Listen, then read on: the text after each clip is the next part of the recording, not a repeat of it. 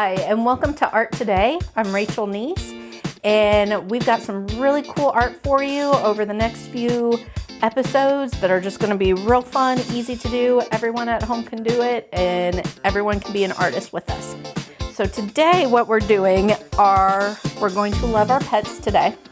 And with our pets, all we need is some watercolor, some black glue, also known as goth glue today. And I'll show you everything you need to do to create a one-of-a-kind picture of your pet or your favorite animal. These make great gifts for your animal lovers, and they're awesome to put up on the wall. So the first thing that you need for these portraits is you need a good picture of your pet. So in order to kind of figure out what would be best, you can go with color. I personally prefer black and white. You can use your computer. You could also go to the library and print out a picture from there. Black and white is going to be better, and I can show you the difference. So here's my cat, and you can tell, even though he's black and white already, it is easier to pinpoint shapes in his body with the black and white versus the color photo. So lucky for you guys, I have 3 animals, so we got plenty of stuff. So once you have your picture of your pet or your favorite animal, you have that printed out, and it just needs to be on regular printer paper, nothing fancy. You need to get some black glue. So you can go all out. You can buy special black glue, but you don't need to do this. The really good thing that I like to use is Elmer's school glue. And you just take a little Elmer's school glue. I believe this one was filled to about there. I'd use some of it. And then you get any type of black acrylic paint. It can be the fancy stuff. It can be the little tiny bottles you can get from the dollar store.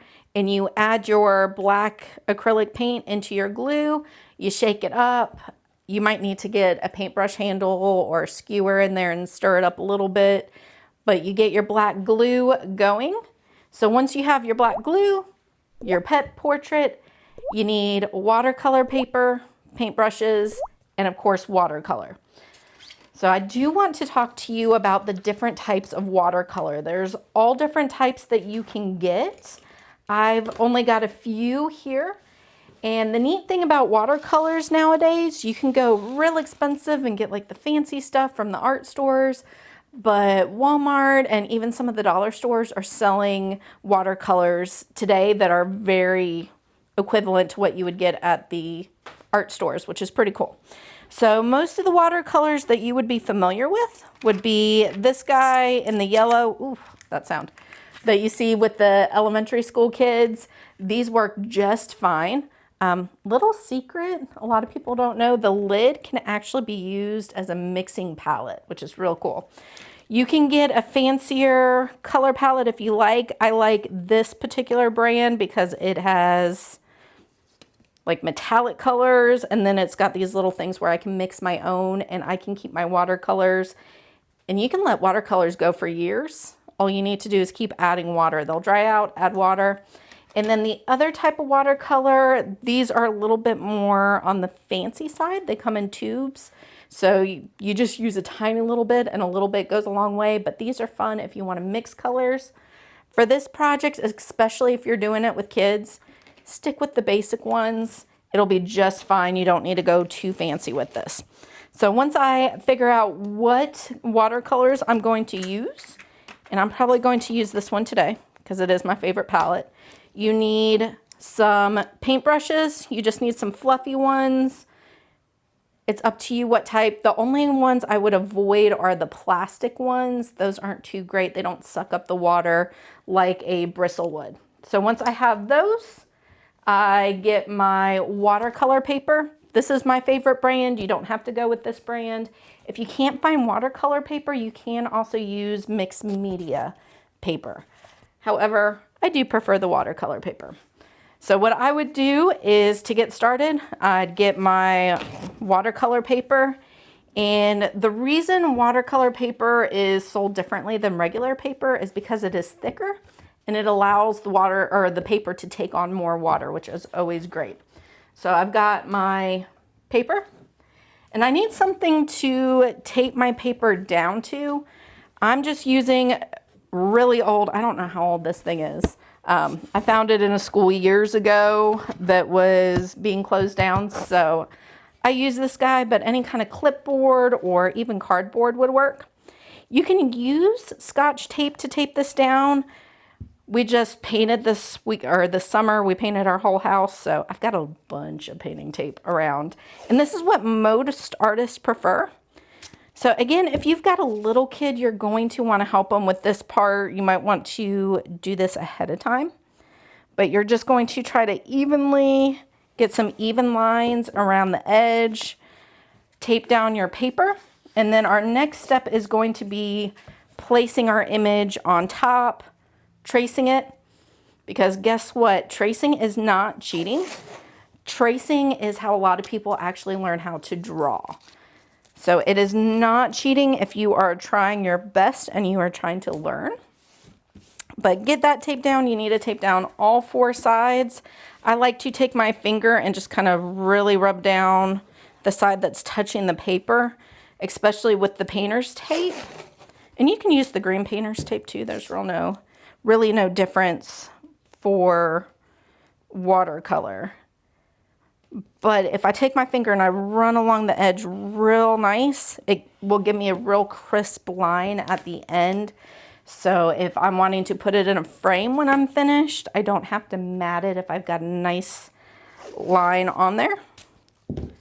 So once I have my piece all together, I'm going to switch over to my picture of my pet. So we're going to do this grumpy little old lady here.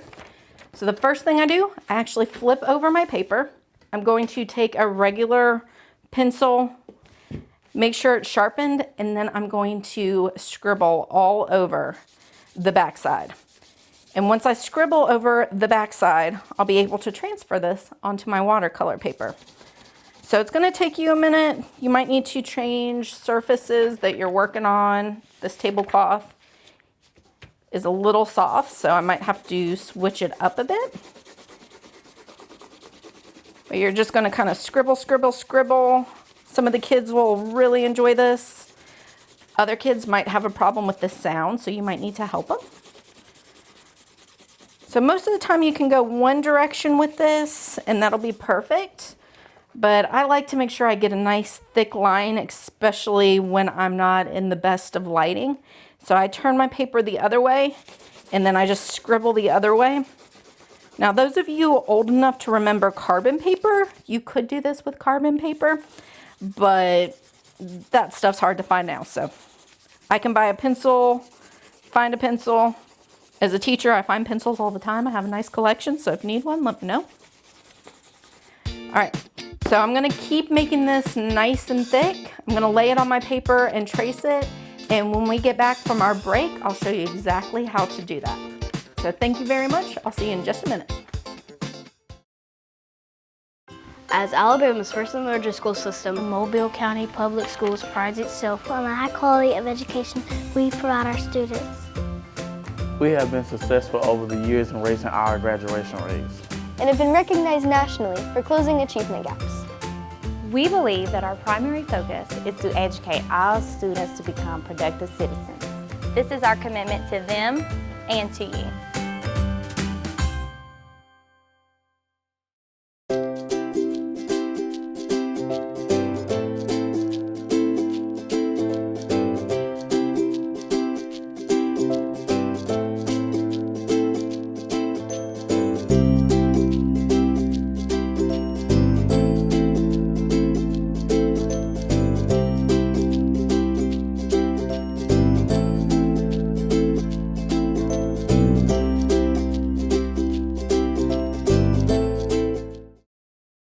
I have known since I was in 4th grade that I was going to be a teacher. I really just truly enjoy coming to work every day and working with different sets of kids and just watching them grow and learn. I couldn't see myself doing anything other than teaching children, being a part of children's lives, being able to inspire them in a way that some people just aren't able to do. And to know that every day is a new day, a new opportunity to make a difference in the child's life means everything to me.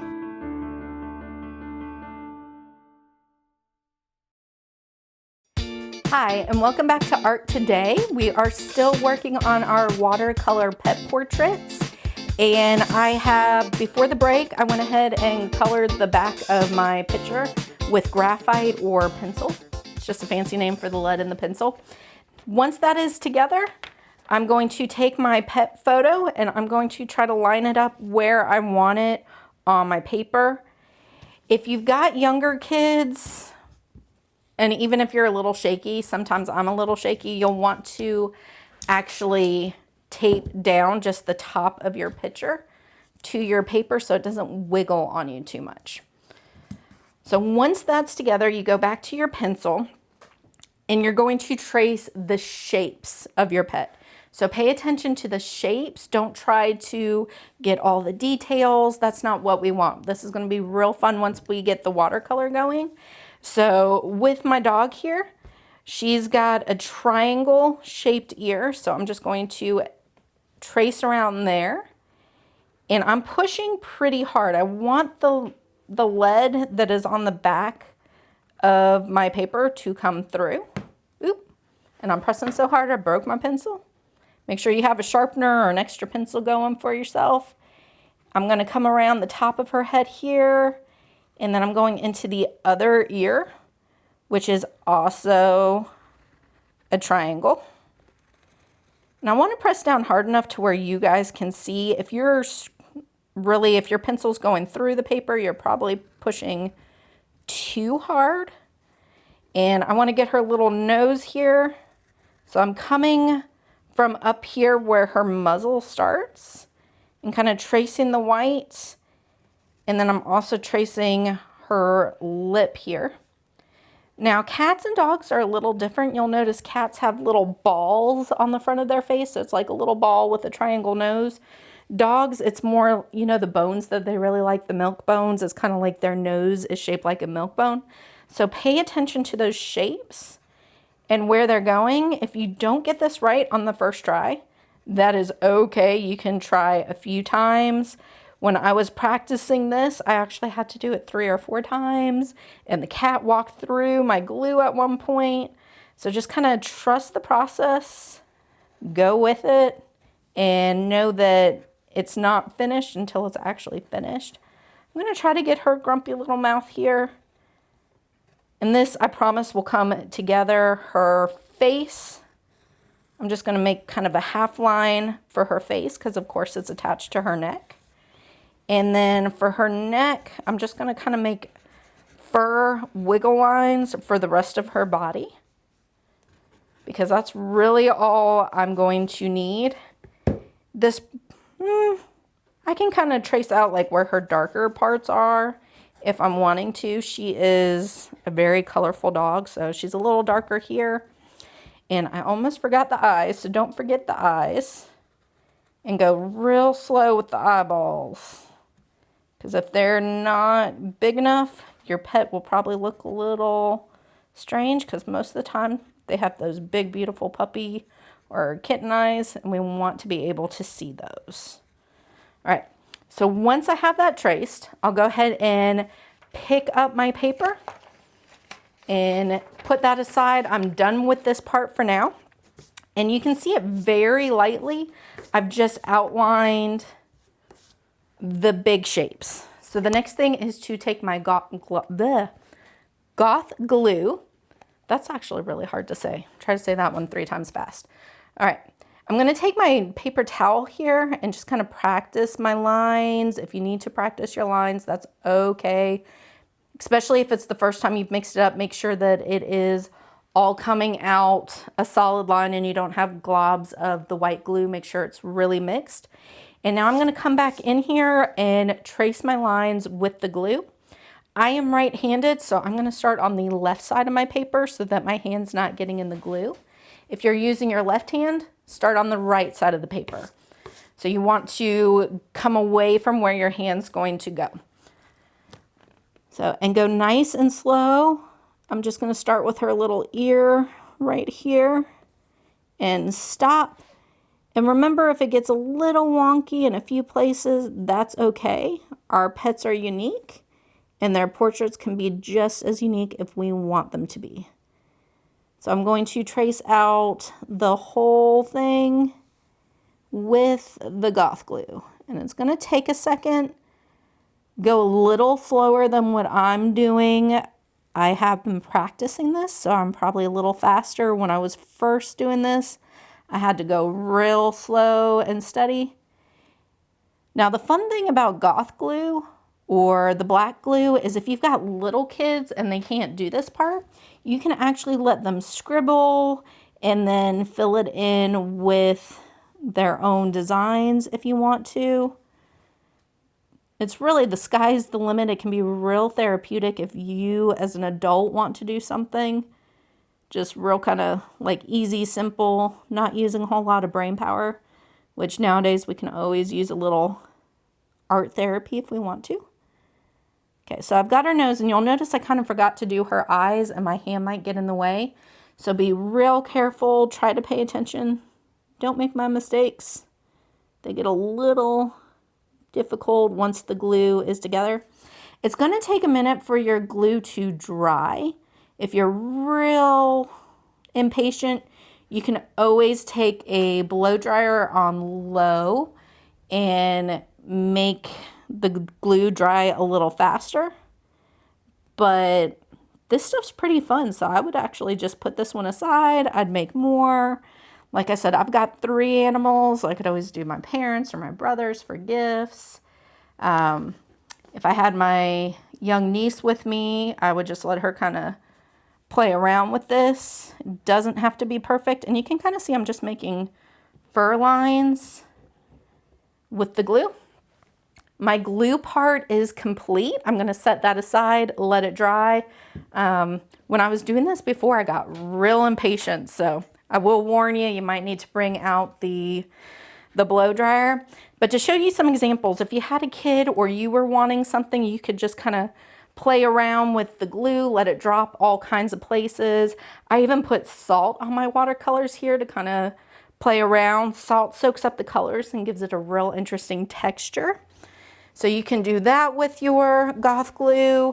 If it's around the holidays, you can always do a holiday themed one. We're coming up on Halloween right now, so I did like a little spider. And there's a famous Japanese artist that does these wonderful pumpkins with polka dots. So I did one inspired by her that I'm going to later put watercolor in. So the sky's the limit. You don't have to do your pet portraits. You can use the black glue and watercolor and do a bunch of different stuff. But we are going to take a break real quick. And when we come back, I'm going to show you exactly how to use the watercolor, and you'll get to see my cat up next. So enjoy the break, and we'll be back in a minute. I'm Ashley Rich, District Attorney. Today I want to talk to you about a program that we at the District Attorney's Office has with the Mobile County Public School Systems to help with the bullying issues that are going on in today's world because of social media and because our young people think it's okay to bully others. It's not okay to bully others. Bullying is repeated verbal and physical abuse, ongoing verbal and physical abuse. We at the Mobile County District Attorney's Office want to help the community, we want to help the public school system, and we want to stop bullying within our community.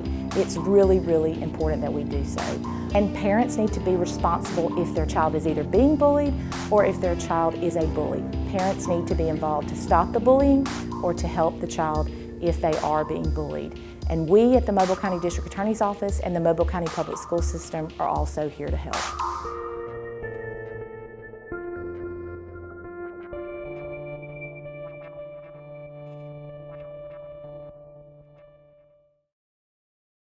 As Alabama's first and largest school system, Mobile County Public Schools prides itself on the high quality of education we provide our students. We have been successful over the years in raising our graduation rates and have been recognized nationally for closing achievement gaps. We believe that our primary focus is to educate all students to become productive citizens. This is our commitment to them and to you.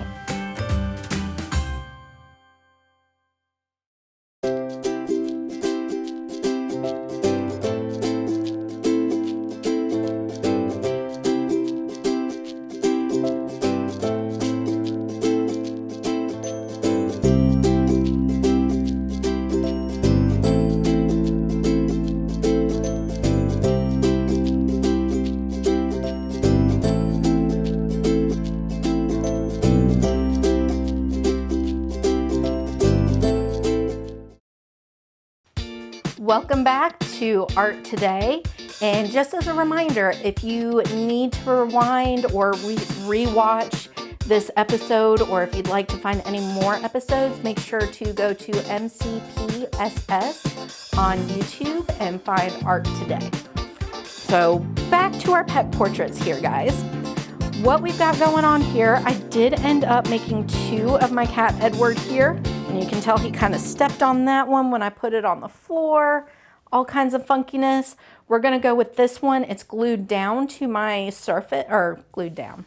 It is taped down to my surface. The glue is dry. It dried overnight, so it's not going to come off. I can rub on it. It is where it's going to be. And as a reminder, Edward's a pretty dark kitty cat. He is black and white. So when I'm doing the watercolor, I can make the decision to make him as bright as I want, or I can try to at least put my color where his darkest colors are and really leave the white part alone. You might want a few colors on the outside. With watercolor, I love to really just go ham on my watercolors and let them take on a life of their own. Remember, if it is still wet, you can actually always mop up any mistakes with a clean paintbrush. So just to remind you, we've got our piece taped down to a surface, and most watercolor artists will tell you you need 2 containers for water. One's going to be my clean water, and one's going to be my dirty water. At the end of this, mine all ends up being dirty. I don't pretend to be an expert watercolor. I just really enjoy it. I'm not a watercolor artist, but it is fun. If you've got a water bottle running around, that might help you. When I teach the little kids with the watercolor, I actually call it my magic watercolor spray, because you want to actually spray your watercolors first. Let's see, will it work? There we go. So it just kind of activates the watercolors. And you can get some nice water on there without having to get in there and dig with your brush. So what we're going to do now, we're going to take our watercolor brush. I like the big fluffy ones. I'm going to get it a little wet there, and I'm going to pick a color. Let's see. Edward's a pretty chill cat. We're going to go maybe greens and blues. He'll probably end up with some yellow because that's my favorite. But you just kind of go in and paint with the little kids if they want to. What you can actually do is go ahead and put water on your paper, like on the area where you want the paint. And then you kind of take some paint, drop it in the water, and you can see the water will take your paint everywhere. That'll give you more of that cloudy watercolor look. And you can just use the tip of your brush and move it around. And remember, this is supposed to be real bright. So Edward's got some white on his nose and his like little chin and chest. So I'm going to keep the greens and blues probably over here on his face. But I'll show you real quick. Clean my brush in the clean water. Dry it off. If you got a regular white paper towel, you can actually see that the paint has come out of your brush by wiping it on there.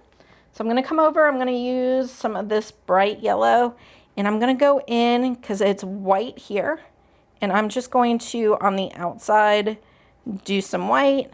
And I just had an idea that maybe throwing some pink in there might make it a little cool. I am looking at my picture of him so I can remember exactly where his little white bits are.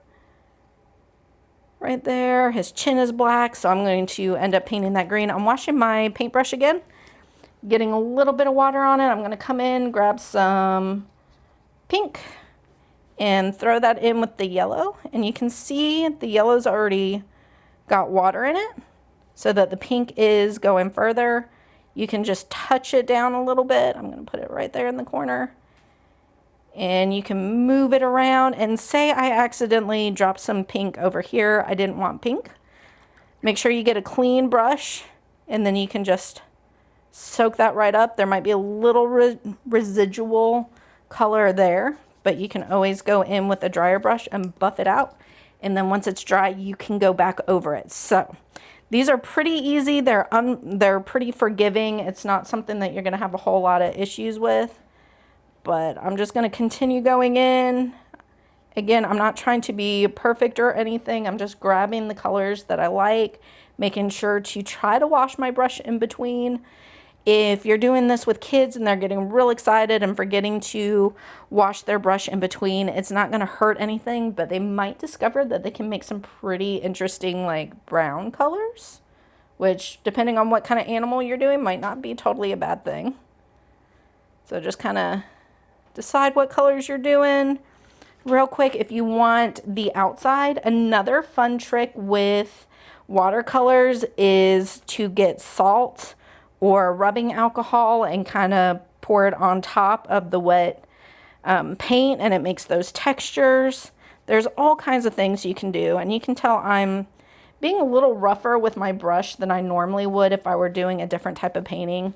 Watercolor brushes probably get the most abuse from their artist, depending, and you probably wouldn't be painting this fast, but I want to show you if you've got a kid that's just real into the process and not paying attention, going fast is not going to hurt anything. In fact, it can make it look cooler if you wanted it to. So we're just going to give him some purple legs there. And then I can actually get my wet paintbrush again, and I can mix those colors together if I want them to go together a little bit more. Make sure I get in on his paws. I can grab another color and just kind of get it on the outside. We'll say the floor is orange. And actually, I think my husband would freak out if we actually had an orange carpet. Not his favorite color. But again, this doesn't have to be perfect. Just have fun with it. You can make as many as you want. You can experiment. A pack of watercolor paper is pretty cheap. You can get a journal and do tests if you want to. There's all kinds of things on social media nowadays that show you how to do certain techniques if you want to really get into it. But the big thing with getting into art, get messy. You're not doing it right if you're not getting messy. Also, you never know what you're good at until you try it.